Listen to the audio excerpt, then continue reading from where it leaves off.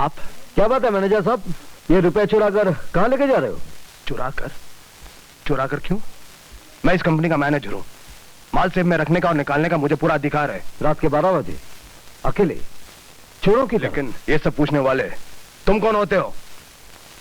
ठीक है, अगर आप चोर नहीं है तो ये रुपए लेकर अभी इसी वक्त आप बंगले पर चलिए।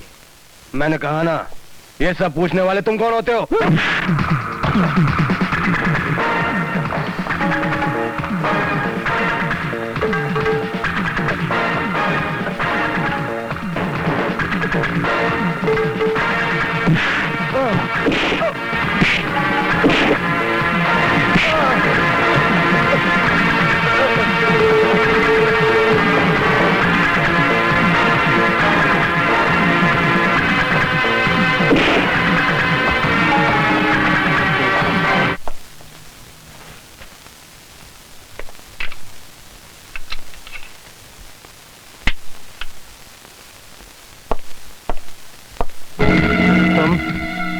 तुम यहाँ क्या कर रहे हो?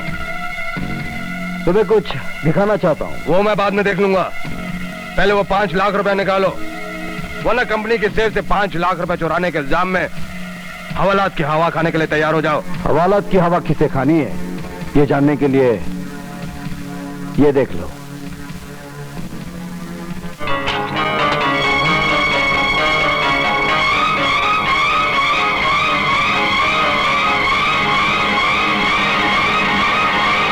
बस बंद करो।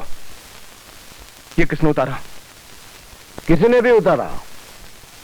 उतार लिया, अब बोलो क्या इरादा है? मैं क्या बोलूंगा, अब तो तुम बोलोगे। 5 लाख हजम करने के बाद अब तुम मुझसे और क्या चाहते हो? मैं तुम्हें एक नेक और शरीफ इंसान बनाना चाहता हूं। बस इतनी सी बात? तो समझ लो मैं 100% नेक और शरीफ आदमी बन गया। तो बताओ सुमन तुम्हारी कौन है? सुमन? कौन सुमन?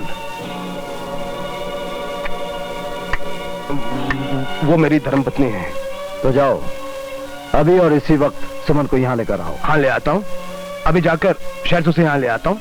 एक बात याद रखना, सुमन को पत्नी का दर्जा देकर मान सम्मान के साथ इस घर में रखोगे और ईमानदारी के साथ कंपनी की नौकरी करोगे, वरना। हाँ समझ गया, सब समझ गया। कितना समझ गया ये तो वक्त ही बताएगा। मैं तुम्हारी हर हरकत पर नजर रखूंगा।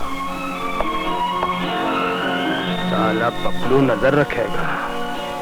सुमन को तो लेकर आऊंगा, लेकिन उसके बाद ना सुमन रहेगी ना साला तू। हे भगवान, 5 लाख की चोरी? लेकिन ये किसका काम हो सकता है? मालकिन, 5 लाख सेफ में होने की बात बस हम तीनों को ही मालूम थी, इसलिए या तो चोर मैं हो सकता हूँ, या लखपतिया, या फिर अनिल बाबू। अच्छा, तो फिर ये काम अनिल का ही हो सकता है। हो सकता है मालकिन। आपने उन्हें हटाकर गोपाल दास जी को उनकी कुर्सी पर बिठा दिया, इसलिए गोपाल दास जी को बदनाम करने के लिए अनिल बाबू ने पैसे उड़ा लिए। ये भी हो सकता है।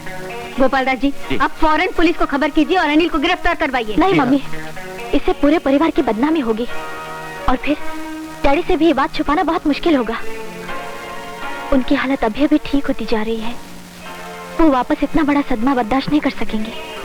बात तो तू सही कर रही है। उफ, जमाई क्या मिला, सारी जिंदगी का रोग लग गया। कितनी अच्छी साड़ी थी, सोचा था मैं एक अपने लिए भी ले लूं। ऐसी बातें कर रहे? मगर क्या है भाई? अरे भाभी,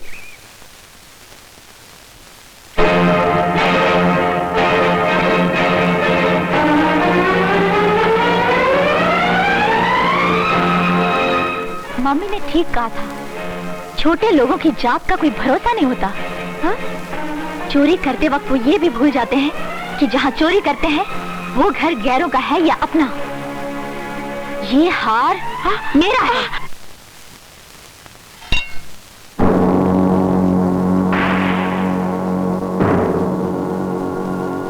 नेकलेस मिल गया। कहाँ से मिल गया? तुम्हारी बहन के गले में, और साथ में तुम्हारा बहनोई भी था। मैं नहीं मानता। तुम तो ये भी नहीं मानोगे कि तुमने खुद हमारी ऑफिस से 5 लाख रुपए चुराए।